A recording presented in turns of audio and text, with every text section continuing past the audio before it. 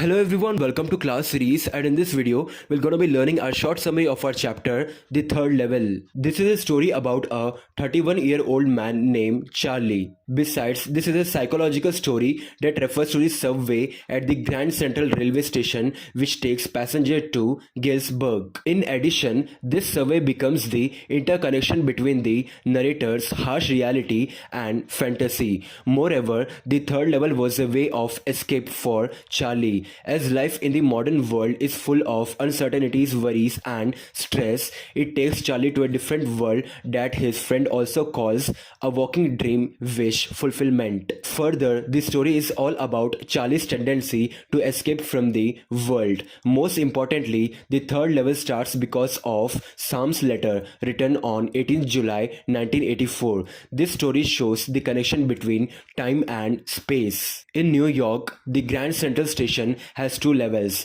Nonetheless, Charlie, a 31-year-old city resident, talks that there exists a third level.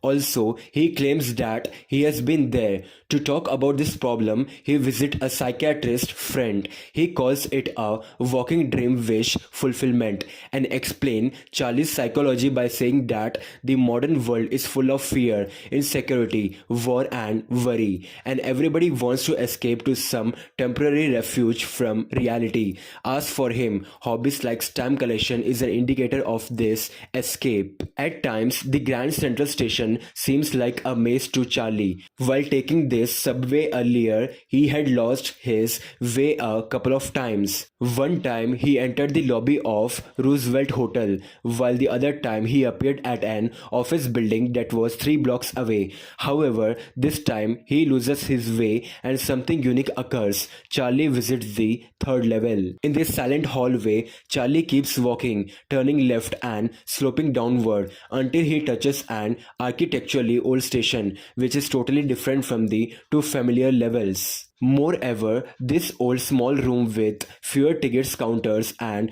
train gates, a wooden information booth, wavering open flame, gas lights and brass spittoons. All this remind him of the architecture of the 1800s. Further, he sees people in outdated outfits. When he notices the date in the newspaper, The World, he sees 11 June 1894. When he tries to buy 2 tickets, he realizes that he need old currency. He always wanted to travel to Galesburg with his wife, Lucia. Back in his head, it is a wonderful town still, with big old frame house, huge lawns and tremendous trees. The place has pleasant and long summer dusk and where people have ample of time. Hence, the next day during lunch, he exchanges $300 for old currency amounting to some 200 only. In addition, the amount doesn't bother him as he believes that everything there will be cheaper.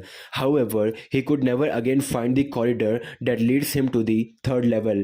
When her wife came to know about this, she asked him to stop looking. Unexpectedly, his friend Sam Winner also disappeared and his wife keeps on looking for him for in the weekends. Moreover, Sam was the one whom Charlie shares his idea about Galesburg. Charlie inherited the hobby of stamp collection from his grandfather, and someday, while looking at the stamp collection, Charlie finds a letter that was earlier not there. Also, it has the postmark on a faded 6-cent stamp with a picture of President Garfield.